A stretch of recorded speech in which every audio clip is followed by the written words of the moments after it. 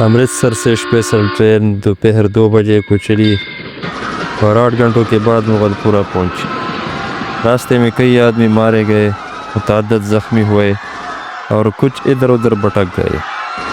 صبح 10 بجے کیمپ کی زمین پر جب سراج الدین نے آنکھیں کھولی اور اپنے چاروں طرف مردوں، عورتوں اور بچوں کا ایک متلاطم سمندر دیکھا تو اس کی سوچنے سمجھنے کی قوتیں اور بھی ضعیف ہو گئی۔ وہ دیر تک گدلے آسمان کو ٹکٹکی باندھے دیکھتا رہا۔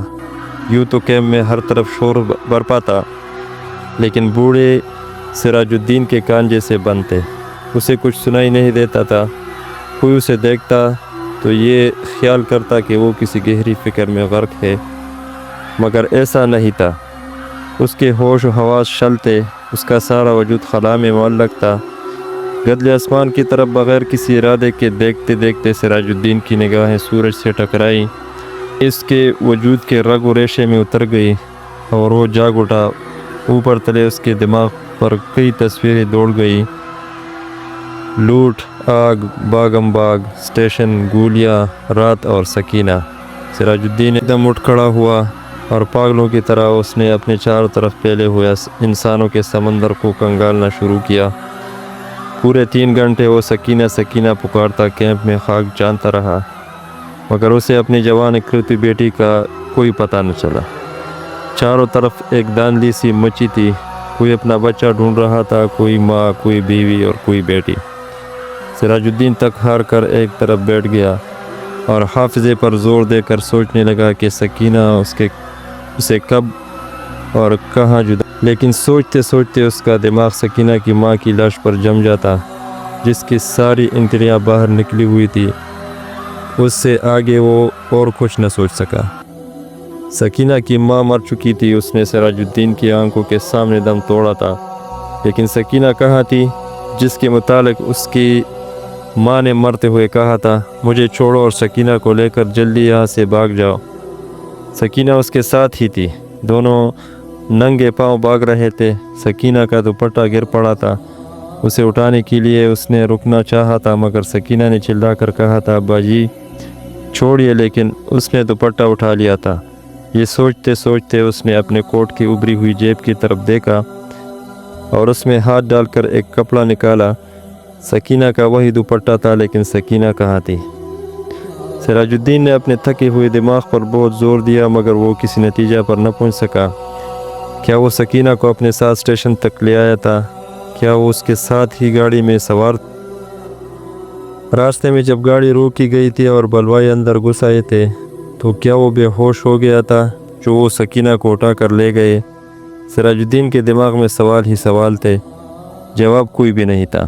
اس کو ہمدردی کی ضرورت تھی، لیکن چاروں طرف جتنے بھی انسان پھیلے ہوئے تھے سب کو ہمدردی کی ضرورت تھی۔ سراج الدین نے رونا چاہا، مگر آنکھوں نے اس کی مدد نہ کی۔ آنسو جانے کہاں غائب ہو گئے تھے۔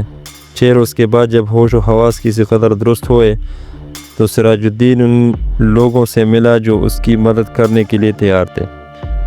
8 نوجوان تھے جن کے پاس لاری تھی، بندوقیں تھیں۔ سراج الدین نے ان کو لاکھ لاکھ دعائیں دی اور سکینہ کا حلیہ بتایا: گورا رنگ ہے اور بہت ہی خوبصورت ہے، مجھ پر نہیں اپنی ماں پر تھی۔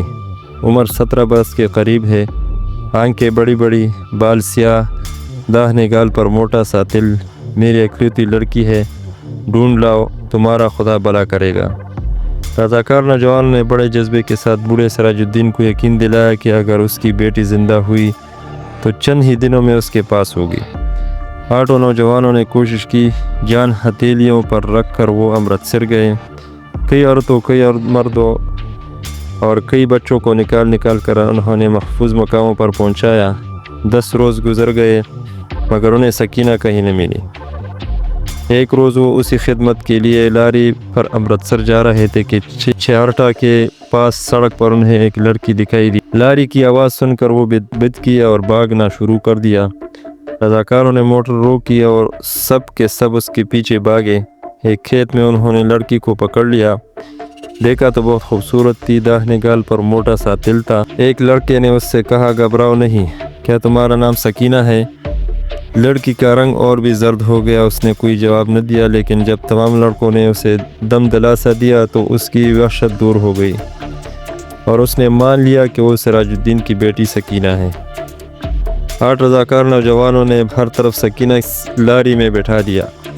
ایک نے اپنا کوٹ اتار کر اسے دے دیا، کیونکہ دوپٹہ نہ ہونے کے باعث وہ بہت الجھن محسوس کر رہی تھی اور بار بار باہوں سے اپنے سینے کو ڈھانکنے کی ناکام کوشش میں مصروف تھی۔ کئی دن گزر گئے، سراج الدین کو سکینہ کی کوئی خبر نہ ملی۔ وہ دن بھر مختلف کیمپوں اور دفتروں کے چکر کاٹتا رہتا، لیکن کہیں سے بھی اس کی بیٹی کا پتہ نہ چلا۔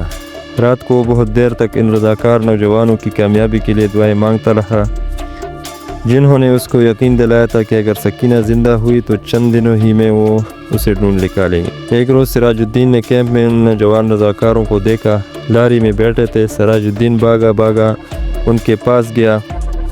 لاری چلنے ہی والی تھی کہ اس نے پوچھا، بیٹا میری سکینہ کا پتہ چلا؟ سب نے ایک زبان ہو کر کہا، چل جائے گا، اور لاری چلا دی۔ سراج الدین نے ایک بار پھر ان نوجوانوں کی کامیابی کے لیے دعا مانگی اور اس کا جی کسی قدر ہلکا ہو گیا۔ شام کے قریب کیمپ میں جہاں سراج الدین بیٹھا تھا، اس کے پاس ہی کچھ گڑبڑ سی ہوئی۔ 4 آدمی کچھ اٹھا کر لا رہے تھے۔ اس نے دریافت کیا تو معلوم ہوا کہ ایک لڑکی ریلوے لائن کے پاس بے ہوش پڑی تھی۔ لوگ اسے اٹھا کر لائے ہیں۔ سراج الدین ان کے پیچھے ہو لیا۔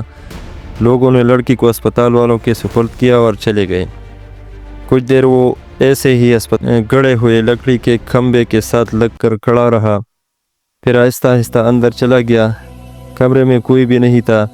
ایک اسٹریچر تھا جس پر ایک لاش پڑی تھی۔ سراج الدین چھوٹے قدم اٹھاتا اس کی طرف بڑھا۔ کمرے میں دفعتاً روشنی ہوئی۔ سراج الدین نے لاش کے ضرب چہرے پر چمکتا ہوا تل دیکھا اور چلایا، سکینہ! ڈاکٹر نے جس نے کمرے میں روشنی کی تھی سراج الدین سے پوچھا، کیا ہے؟ سراج الدین کے حلق سے صرف اس قدر نکل سکا، جی میں اس کا باپ ہوں۔ ڈاکٹر نے اسٹریچر پر پڑی ہوئی لاش کی طرف دیکھا، اس کی نبض ٹٹولی اور سراج الدین سے کہا، کھڑکی کھول دو۔ سکینہ کے مردہ جسم میں جنبش پیدا ہوئی۔ بے جان ہاتھوں سے اس نے ازار بند کھولا اور شلوار نیچے سرکا دی۔ بوڑھا سراج الدین خوشی سے چلایا، زندہ ہے میری بیٹی، زندہ ہے۔ ڈاکٹر سر سے پیر تک پسینے میں غرق ہو گیا۔ اس طرح کی مزید کہانیاں سننے کے لیے ہمارے چینل کو سبسکرائب کریں اور بیل آئیکن کو ضرور دبائیں تاکہ آنے والے ہر ویڈیو آپ تک پہنچ سکے۔